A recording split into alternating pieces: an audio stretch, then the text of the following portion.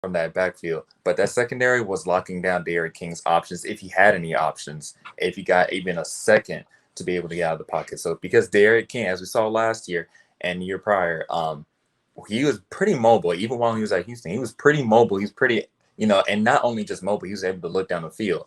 When Alabama being able to shut that down completely, we already see why they're the best, well, one of, if not the best defense in the country. And then as well as that, to go on their offensive line, to be able to protect a new quarterback, Bryce Young, to be able to immediately connect with him, given that this is his first start ever in college football, to see his composure as well as with that offensive line to give him that much time to be able to get, I think it was 4 touchdowns.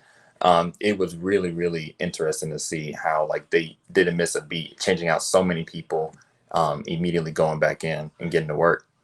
Absolutely. I feel like Alabama fans, they just knew that it was going to be one of those weekends, blowout like usual. Slade, what's your thoughts on the game? I thought it was crazy just how dominant Alabama was. I mean, you think about the people that they lost, the 8 offensive starters, including 2 Heisman guys, 2 Heisman finalists, Mac Jones, the Heisman winner, Devontae Smith. They lose first round pick to Jalen Waddle. Their starting running back, first round pick, Najee Harris, first round pick, Patrick Surtain.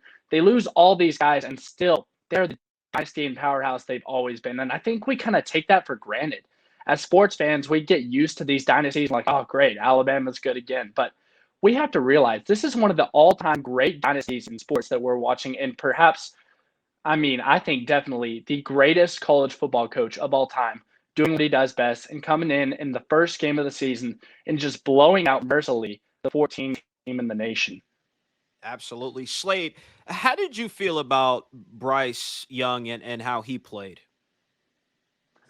I think it's just incredible the poise that he showed. I mean, he looked like he was going through a walkthrough out there. He showed no pressure.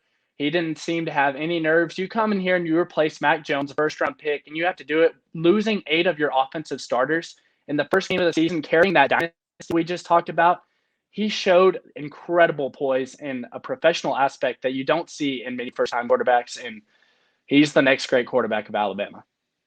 How'd you feel about him, Elijah? Like you said already about the poise, but as well as that, his connection with his wide receivers, automatically seeing how I only believe John Mechie is the only returning starter that had a good amount of playing time last year. Everybody else is a fresh face. Like you said already, it's like 8 offensive starters gone. So now you have to replace everybody. Not only replace everybody, get into continuity with everybody. It does help that they had a full offseason, but even in a regular year, with COVID being the irregular year last year, but even with a regular year, to be able to get in with somebody, to get in with people that first you don't know, second, he has to be able to do so on a timely manner, as well as learning the offense, as well as because this isn't the same offense that Mac taught him. Remember, they have a new offensive coordinator in Bill O'Brien.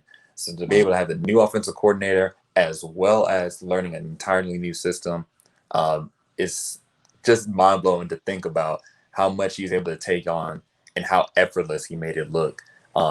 Against, like you said, it's a number 14 team in the country.